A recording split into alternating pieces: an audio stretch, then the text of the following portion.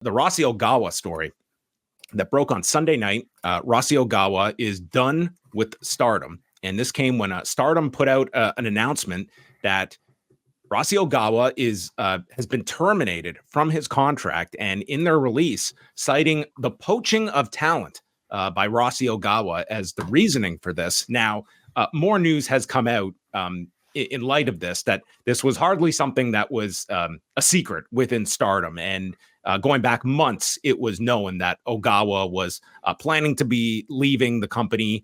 He has now confirmed that he will be starting a new promotion, and it looks like this is sort of the link. And I think it will depend on who you're asking about talent that is being poached for this potential new promotion versus talent that were also unhappy in Stardom and are loyal to Rossy Ogawa.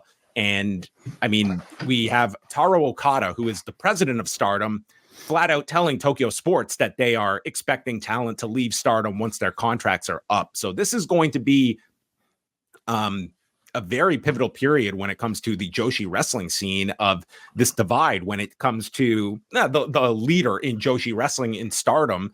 It's losing its co-founder in Rossy Ogawa, and what kind of a power vacuum there is within the Stardom locker room that is loyal to Ogawa or simply don't have faith in the current leadership in Stardom. But with Stardom, you have obviously the pipeline with Bushiroad. I would say if you're a talent in Stardom, you're looking at where is the more stable side of things. You look at Bushiroad, like that comes with a stability to it, but there definitely is more to come with this and the fallout and what becomes of this new promotion that Rossy Ogawa is looking to launch. And just to maybe make things clear about this particular story, because when it broke last night, details were very vague, and I saw a lot of audience, or at least people in the X sphere, suggest that there's some relation to WWE in all of this. There doesn't seem to be, or do we simply not know anything about that? Well, it looks like Rossy is launching this company, and I think it's a natural question to wonder, is WWE going to have some kind of partnership? Obviously, they can't with Stardom because Bushiroad has an existing relationship with AEW, and the politics of that get very confusing. But in theory, like, there would not be anything stopping WWE that is now working with All Japan that we have seen. That seems like they do not have this sort of these enclosed borders that a Vince McMahon led WWE did. So I mean, that is to be determined if we will see if there is any kind of WWE part of this equation as well.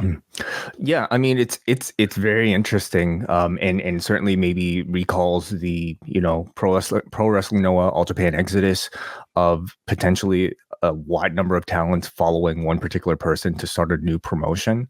I hope the end result of all of this is perhaps more interest in the Joshi wrestling scene, and maybe more jobs available for everybody and more competition at a higher level.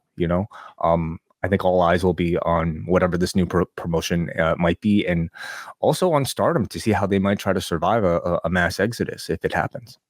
Yeah, I mean, Stardom has cooled off. When you're looking at some of their attendances, I think it's a combination of things. Like, you have seen some stars leaving, Kairi Sane being a prominent one. But I mean, that Grand Prix last year, I mean, it did a number on the roster, and you have seen these attendances where it's not out of the realm that they're doing like 200-300 people. And there is a bit of a softness when Stardom was kind of growing even throughout the pandemic. And they've sort of hit this period where there is it's a bit of a tumultuous period for Stardom. I don't think you have seen the full extent of this cooperation with New Japan explored. They weren't even part of the Tokyo Dome this past year, although we are going to see Mayu Iwatani on one of the upcoming Sapporo shows for New Japan, defending that IWGP Women's Championship. But the crossover has not been, I would say, exploited to the degree that maybe you were thinking it would be.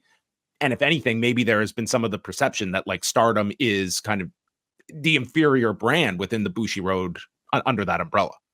But still a king of Joshi wrestling. and maybe even the king of women's wrestling in the world, right?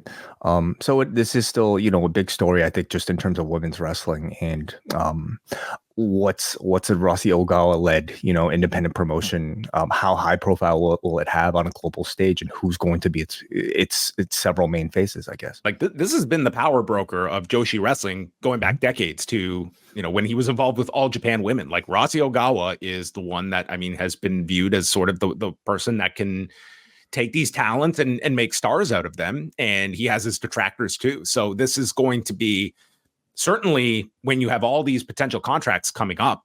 This is going to be a very aggressive period when it comes to and what kind of finance that Rossy Ogawa has behind. There's a lot of questions behind this promotion, from distribution to the money that they have behind him. Obviously, he feels confident enough if he made his intentions that he wanted to leave Stardom before this, and this was sort of, Stardom, it appears, kind of getting ahead of things.